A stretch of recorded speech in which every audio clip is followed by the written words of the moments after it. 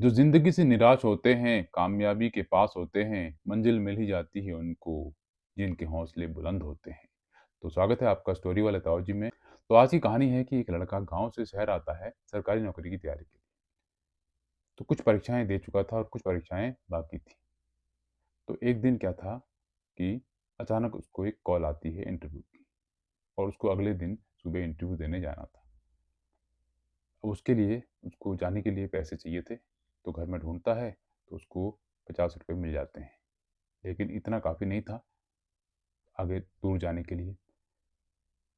तो सोच में पड़ जाता है कि कैसे जाएँ? ठीक है, फिर सुबह उठता है, सोचता है चल देता हूँ, देखते हैं कोई न कोई रास्ता मिल जाएगा।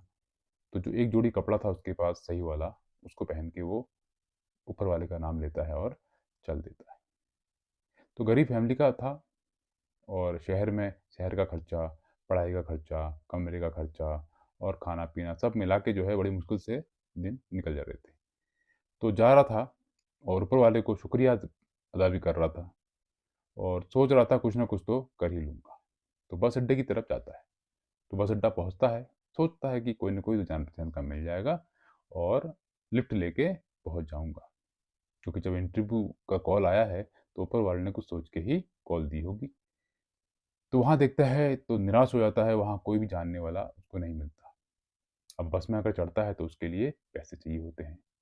तो वापस बस अड्डे से वापस जा रहा होता है। तो पास वहीं मंदिर होता है एक बहुत बड़ा, उसको देखता है तो सोचता है क्यों ना ऊपर वाले से कुछ माँगा जाए। तो वहाँ जाता है, मंदिर की सीढ़ियाँ चढ़ता है और वहाँ मत्था टेकता है और कुछ दुआएँ माँगता है और फिर वापस आता है और सीढ़ियों में जूते पहन रहा होता है। तभी सामने देखता है कि फ़कीर बैठा हुआ है और उसकी थाली में बहुत सारे पैसे हैं। फिर ऊपर वाले को देखता है और कहता है, "वाह रे ऊपर वाले! जिसको ज़रूरत है उसके पास पैसे नहीं हैं और जिसको नहीं चाहिए उसको तूने थाली भर के दे रखी।" तो ऐसा देखता है तो फ़कीर इसको समझ जाता है और उससे पूछता है, "भाई क्या बात है? कुछ मदद की ज़रूरत है तो बताओ?" तो लड़का कहता है फ़कीर से, "आप तो खुद ही माँग के खा रहे हो, आप मेरी मदद क्या करो?" तो फ़कीर कहता है लड़के से, "अरे मेरे पास पैसे हैं और मुझे ज़्यादा मेरी जो है ज़रूरत नहीं है। थोड़ी बहुत दवाइयाँ मेरे को चाहिए होती हैं, एक वक़्त का खाना और बाकी शाम को जो भी पैसे मेरे होते हैं, वो मंदिर की दान पेटी में डाल देता हूँ। और तुम्हें लेना है तो पैसे ले लो, फिर वापस कर देना।" तो लड़का सच मान लेता है, उनकी बात पे भरोसा कर लेता है। तो फ़कीर कहता है, "तुम्हें कितने पैसे की ज़रूरत है?" तो फ़कीर से कहता है लड़का, "तो मुझे कम से कम ₹500 चाहिए।" तो फ़कीर उसे ₹500 दे देता है और लड़का वहाँ से इंटरव्यू देने के लिए चला जाता है। तो लड़का जाता है और किस्मत से उसका सिलेक्शन हो जाता है और उसकी नौकरी मिल जाती है उसे। तो बड़ा खुश होता है वो, तो मन ही मन कहता है कि ये फ़कीर बाबा के कारण हुआ है, तो जाके पहले उनको धन्यवाद देता हूँ। तो पहले तो दुकान में जाता है मिठाई की, वहाँ से एक डब्बा मिठाई लेता है और फिर मंदिर के पास जाता है, तो देखता है कि वहाँ का माहौल एकदम बदल चुका था, वहाँ भीड़ लगी थी। तो भीड़ में पता चलता है कि किसी फ़कीर की मौत हो चुकी है।